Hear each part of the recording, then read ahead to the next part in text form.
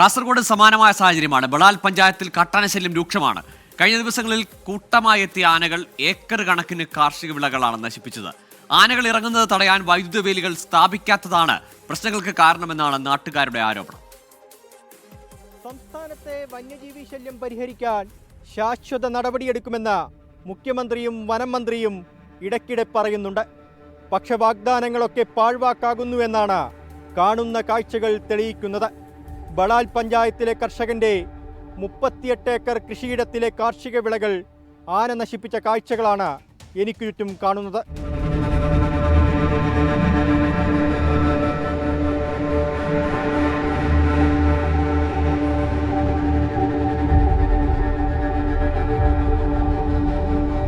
പഞ്ചായത്തിലെ ബന്തമല, മൈക്കയം, മഞ്ചുച്ചാൽ, എടക്കാനം തുടങ്ങിയ പ്രദേശങ്ങളിലാണ് വന്യമൃഗശല്യം രൂക്ഷമാകുന്നത്.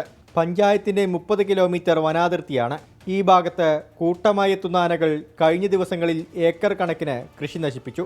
എടക്കാനത്ത് പ്രവാസി കർഷകനായ മാർട്ടിൻ്റെ 38 ഏക്കർ കൃഷിഭൂമിയിലാണ് കുട്ടിയാനകൾ ഉൾപ്പെടെ ഇറങ്ങി നാശം വരുത്തിയത്. സ്ഥിരമായിട്ട് ആന, കാട്ടുപോത്ത്, കാട്ടുപന്നി, കോരങ്ങ തുടങ്ങിയ മൃഗങ്ങളുടെ ശല്യം കൊണ്ട് വനാതിർത്തിയിലുള്ള കൃഷിക്കാർക്ക് കൃഷി ചെയ്ത് ജീവിക്കുവാൻ യാതൊരുവിധ മാർഗവുമില്ല. ഈ കഴിഞ്ഞ ദിവസങ്ങളിൽ പടിയങ്കല്ല്, എടക്കാനം, ബന്തമല, മൈക്കൻ തുടങ്ങിയ സ്ഥലങ്ങളിലെല്ലാം ആന ഇറങ്ങി കൃഷി നശിപ്പിച്ചു. അപ്പോൾ ഈ വനത്തോട് ചേർന്ന് ഫോറസ്റ്റ് ഓഫീസുകൾ ഉണ്ടാകണം, അവിടെ വനപാലകരുണ്ടാകണം.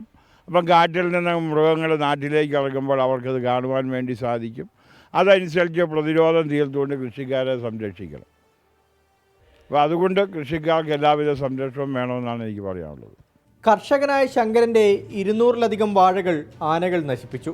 വനാതിർത്തി പങ്കിടുന്ന സ്ഥലങ്ങളിൽ വീടിന് സമീപത്ത് പോലും ആനക്കൂട്ടം എത്തുന്നുണ്ട്. വനാതിർത്തി കടന്ന് മൃഗങ്ങളെത്തുന്നത് തടയാൻ ഫെൻസിംഗ് ഉൾപ്പെടെയുള്ള ഒരു സംവിധാനവും ഇവിടെ നടപ്പാക്കിയിട്ടില്ല. ആനശല്യം ഭയങ്കരമായിട്ടുണ്ട്. എല്ലാ ദിവസവും ആന വരും. വീടിൻ്റെ പരിസരം എല്ലാം വന്നിട്ട് നശിപ്പിക്കും. അവിടെ എല്ലാവരും നായ്മാരുടെ സ്ഥലവും കവുങ്ങ് തെങ്ങ് എല്ലാം കളഞ്ഞിട്ടുണ്ട്. എല്ലാവരും വന്ന് ഫോട്ടോ എടുത്ത് പോയിട്ടുണ്ട്. വലിയ പ്രശ്നം തന്നെയാണ്. ഇപ്പോൾ ജീവിക്കാൻ തന്നെ ബുദ്ധിമുട്ടാണ്, ഭയങ്കര ബുദ്ധിമുട്ടാണ്. വനാതിർത്തി പങ്കിടുന്ന മേഖലകളിൽ ഉന്നതികളിൽ ഉൾപ്പെടെ 1200-ലധികം ആളുകൾ താമസിക്കുന്നുണ്ട്. ആനയ്ക്ക് പുറമെ കുരങ്ങ്, കാട്ടുപന്നി എന്നിവയും പ്രദേശത്ത് വ്യാപകമായി നാശനഷ്ടങ്ങൾ ഉണ്ടാക്കുന്നുണ്ട്. ബളാൽ പഞ്ചായത്തിൽ വന്യജീവി ശല്യം രൂക്ഷമാകുമ്പോഴും ജനങ്ങളുടെ ജീവനും സ്വത്തിനും സംരക്ഷണമേകാൻ സർക്കാരുകൾ തയ്യാറാവുന്നില്ല എന്നാണ് ഉയരുന്ന ആരോപണം. കർഷകർക്കുണ്ടായ നാശനഷ്ടങ്ങൾക്ക് ശാശ്വതമായ പരിഹാരമുണ്ടാകണം. രജീഷ് കരിവള്ളൂരിനൊപ്പം അരുൺ പാറക്കൽ, 24 കാസർഗോഡ്. പൊതുജനം കഴുതയല്ല സാർ. കാട്ടാന, കാട്ടുപന്നി, കുരങ്ങ്, കർഷകരുടെ എത്ര കാലത്തെ അധ്വാനമാണ് നിമിഷ നേരം കൊണ്ട് ഈ വന്യമൃഗങ്ങൾ ഇല്ലാതാക്കുന്നത്. വന്യമൃഗങ്ങൾ ജനവാസ മേഖലയിലേക്ക് എത്തുന്നത് തടയാൻ ശാശ്വതമായ കാര്യക്ഷമമായ നടപടികൾ സ്വീകരിക്കണമെന്നാണ് ബളാലെ ജനങ്ങൾക്ക് പറയാനുള്ളത്. അവരുടെ കൂടുതൽ പ്രതികരണങ്ങളിലേക്ക്. വലിയ ബുദ്ധിമുട്ട്, ആന കൊണ്ട് ഭയങ്കര ബുദ്ധിമുട്ട്. മഴ തുടങ്ങിയപ്പോഴും ഉണ്ട്. വാഴ കുറേ പോയി, എല്ലാം പോയി. ഒരു 200 വാഴ വെച്ച് അതെല്ലാം പോയി. ബുദ്ധിമുട്ടാണ്. വീടിൻ്റെ അടുത്ത് വരെ വരുമായിരുന്നു.